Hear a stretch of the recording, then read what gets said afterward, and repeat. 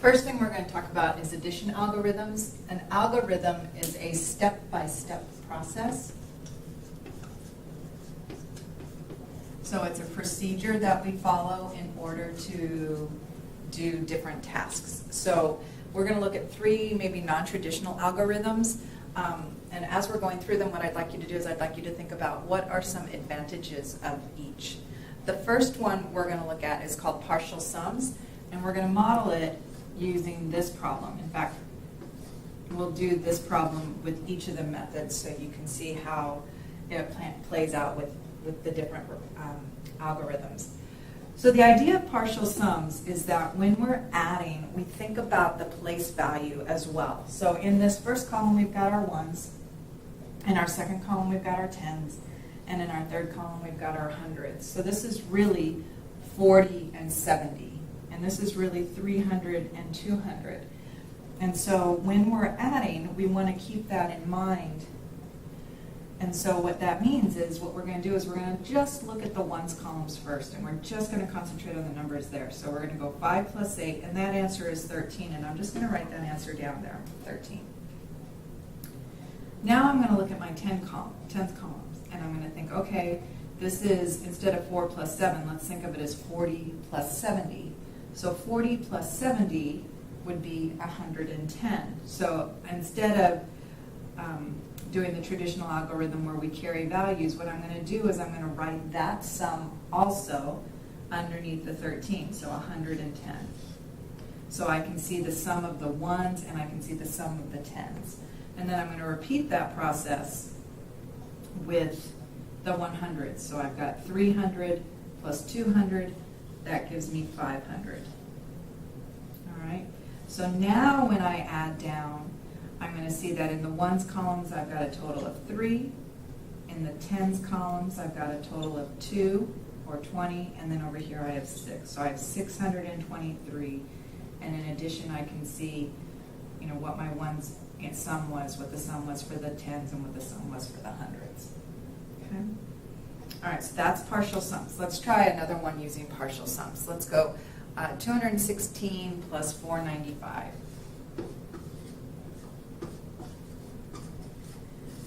Okay, so again, remember when we do this, we're thinking about their place values as well as their sums. So we start here in the ones columns. 6 plus 5 is 11. 1 in the tens and 9 in the tens really represent a 10 and a 90. So we'd have 10 plus 90, which is 100. And then here in the hundreds column, we'd have 200 plus 400, which is 600. Okay. And then now we've done that. Now we're going to go ahead and add them down, and we get 1, 1, 711. Okay. All right.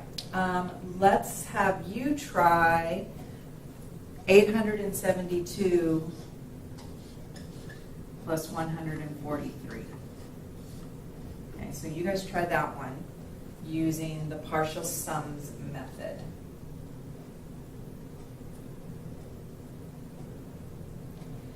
Okay. Then when you check your work, what you should get is you should get something that looks like this.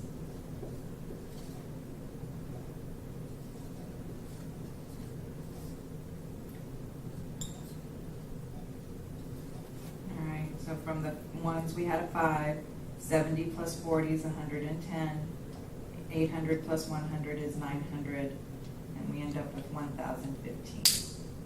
Okay, so that's partial sums. Now what we're going to do is we're going to look at a second method called the left to right or scratch method. So we'll go back to that initial example of 345 plus 278. Now, one of the advantages of this, I know I wanted you to think of them yourself, but we read left to right, and so this allows us to do math left to right as well. So that may prove to be an advantage for some kids. So when we do this, because we're going to start on the left, we're going to go, okay, 3 plus 2, and we're just going to add down, we're going to get 5. And then we're going to move to the right. Well, 4 plus 7 is 11, but I only have one spot here to write my answer. So what I'm going to do is I'm going to put the 1, and then it's 11, right? So 11, think of it like that. I'm going to cross out that 5 because it's going to have another 1 placed with it, and so that'll make this now a 6. And so we're going to repeat that here. So 5 plus 8 is 13, so if you think of it as 13 like this, I'm going to put the 3 here, and then this value is going to change because I have to regroup, and so that's going to become a 2. So my answer is 623. So there's a lot of similarities to our traditional algorithm where we regroup and we do the carrying. It's just we're doing the carrying down here, and we're crossing out our values as we start from the left. Okay? So let's look at, what if you had 598 and 145, and you were doing this problem using the scratch or left to right method. So remember, you start at the left. 5 plus 1 is 6. Now you go to the next column. 9 and 4 are 13. So you bring down the 3, and then you have to cross that out and make that a 7 because we had to regroup with the 13, with the 1 that would have been there. And then same thing here. 8 plus 5 is 13. I'm going to bring down the 3. I'm going to scratch that because there would have been 1 that I had to regroup with, and I would have gotten 743.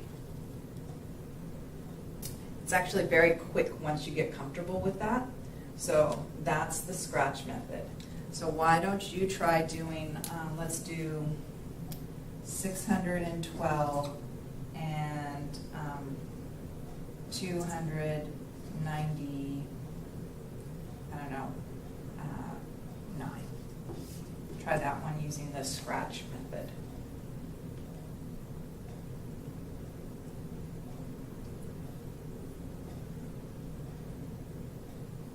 Okay, so remember, you're going to start on the left. So 6 plus 2 is 8. 1 plus 9, okay, I'm going to have to carry, so I'm going to put down the 1's place and carry over the regrouping. And then 2 plus 9 is 11, bring down the 1, scratch out and carry over the 1 from the 11. Okay.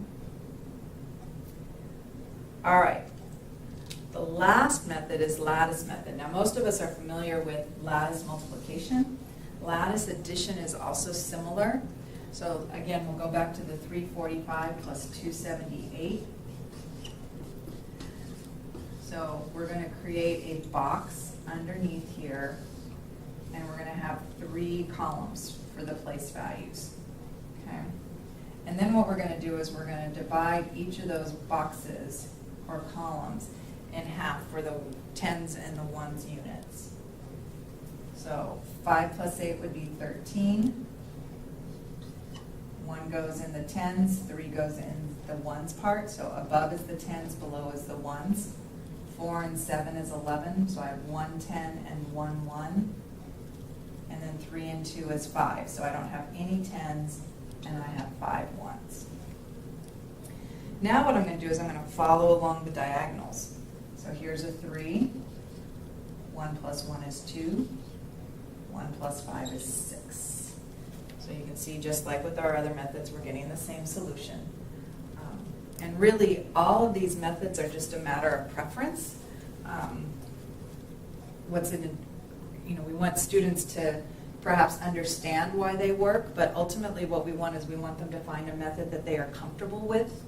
And so therefore, if you have more options that you know of, then you can share those with students. So if a kid is struggling with a traditional algorithm, you could show them a different way, and maybe they'd be successful with a different algorithm.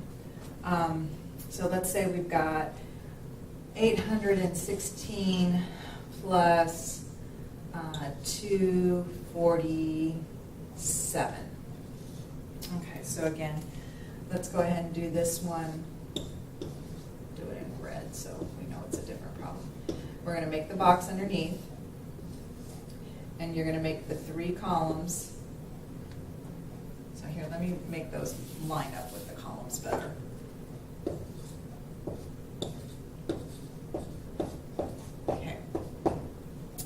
So now, again, you're going to divide those into parts so that you've got the 1s and the 10s separated. So 6 and 7 is 13. 1 and 4 is 5, so no 10s and 5 1s, and 8 and 2 is 10. Now really, because of this, there's nothing that says you have to start over here on the right. You could have done lattice by starting on the left as well, because we haven't done any regrouping at this point. And then we follow along the diagonals. So we're going to have 3, 1 plus 5 is 6, 0, and then I've got another diagonal here of 1. So my answer would be 1,063. All right, your turn.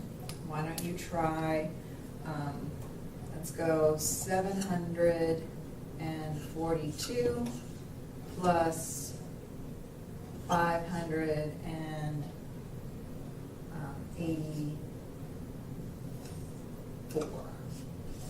Okay, so you guys try that one.